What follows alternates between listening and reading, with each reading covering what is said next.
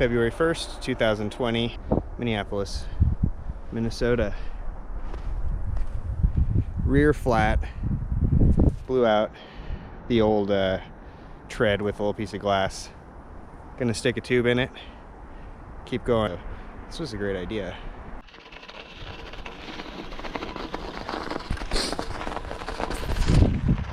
Pretty cool section.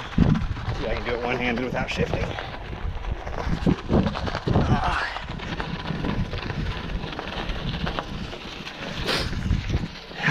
The toes were the first thing to go.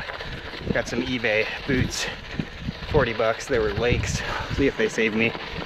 This isn't enough. I like to wear ragwool socks, but you don't have enough room in your shoes for them. They just cut off your toe circulation.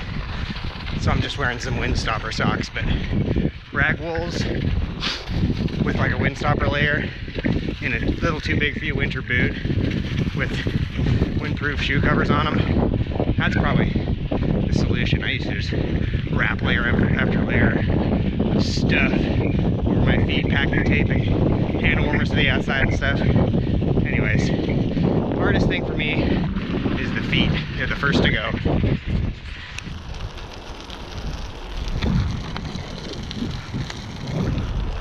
More tranquil. I can dig it.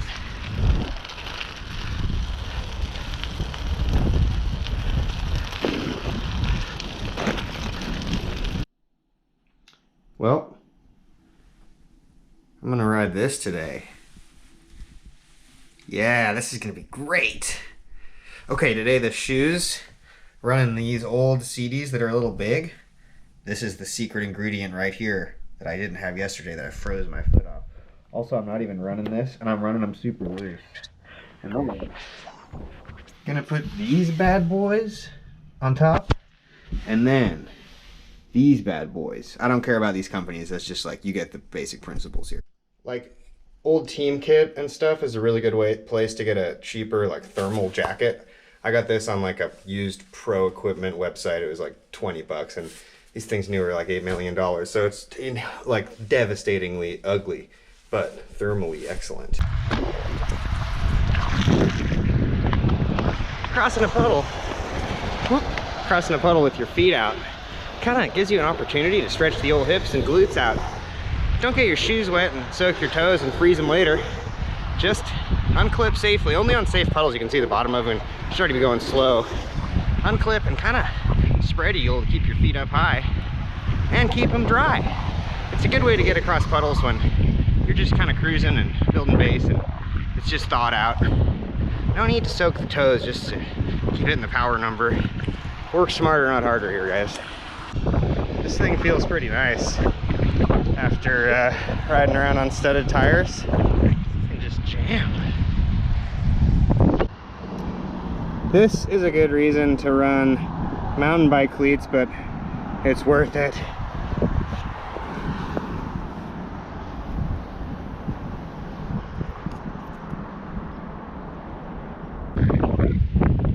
Climbing up this overpass now.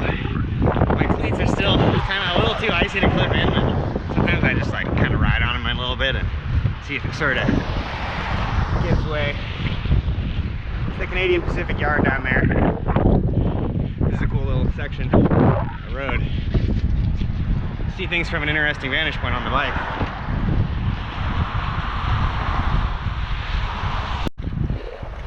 I got one foot clipped in, but still working on drive side. It's kind of nice having snow closure sort of dictate the route. Take some of the thought out of it. I'm just going where I can. Man, but it takes like no energy to cruise on this road bike. Even coasting through all the puddles, it's so efficient. Not every day a guy just rides past Park Tool. Check it out, man. That's Park Tool. I was on the Gateway State Trail and it was too icy, so I just was going. It was going to get harder and harder as the day went on, so kind of going this other way now. Never gone this way before. No idea Park Tool was right there. See if I can navigate successfully. I just have a paper map, but it's a pretty good one.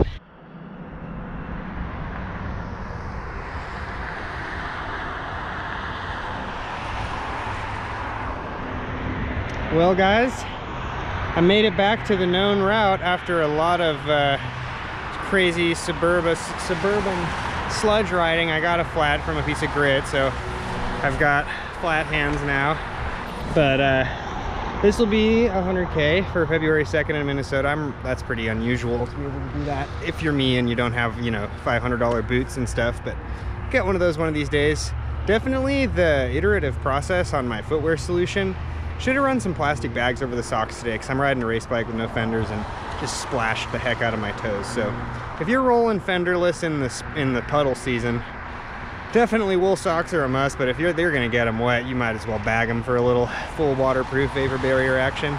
Signing off now. I'm gonna hopefully not have to use my lights too much finishing this thing up, but it took 8 million hours to ride successfully some of the distance. I still haven't ridden the stipulated distance, but my feet were soaked. So I'm here at home to put these plastic bags over my feet, over these fresh socks. I've also put embrocation on my feet.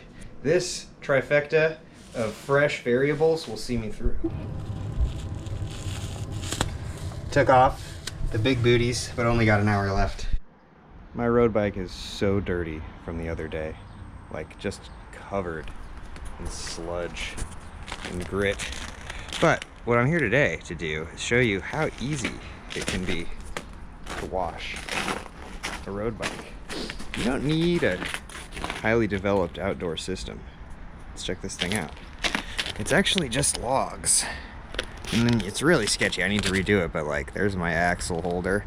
It's basically a BB mount park tool stand, just made out of logs. So it's below freezing, so I have a wash bucket out here, just a couple of bike bottles, and then some degreaser to squirt on the drive chain.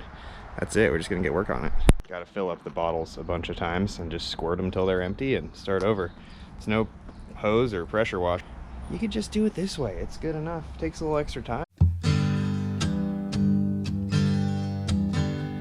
Bicycle man, never falls down, never scrapes his hands, got nothing but smiles and laughter. He's just a bicycle man, you see, bicycle man.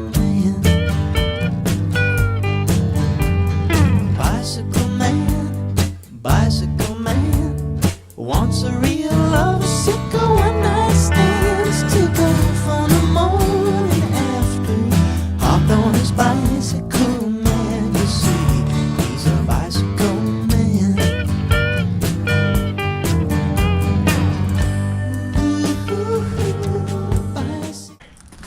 Things look a lot better than they did, and now I don't have to get the whole basement covered in slime. Keeping the bikes clean is a nice little mental exercise. In winter, you gotta know when to say when, because you're just gonna go get them covered in sludge again.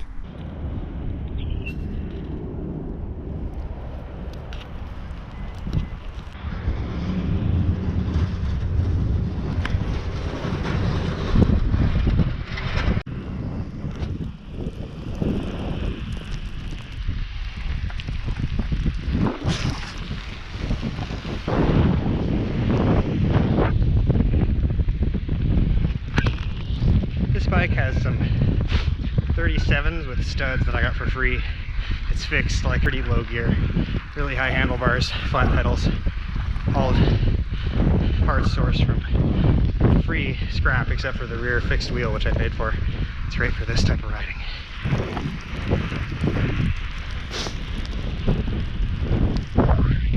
You can ride through this kind of winter with the right tires and handling skills and thrift store clothing.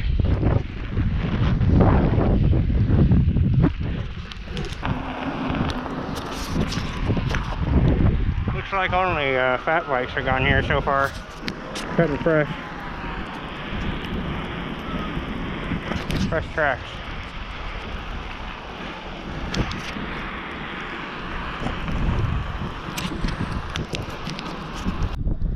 Okay guys, check it out. Here's the steed.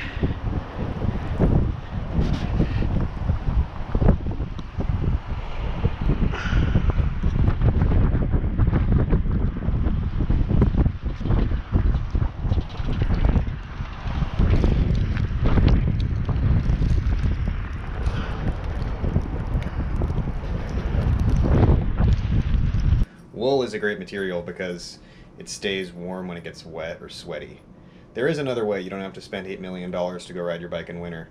The solution is to seek common materials in used and non-cycling applications. This is a thrift store wool sweater. This is a thrift store wool sort of flannel style shirt. And then the big bucks were spent to get the wool base layer. But, you know, a synthetic base layer, it'll work. Try to not sweat by layering intentionally. I also like these insulated flannels. They're, you know, you can just wipe your nose on them all day long. They got a kind of semi-down jackety kind of interior. Obviously, it's just a synthetic fill, but it's sort of like one of those super light down jackets at 1/1,000,000th of the cost. Bicycle man, bicycle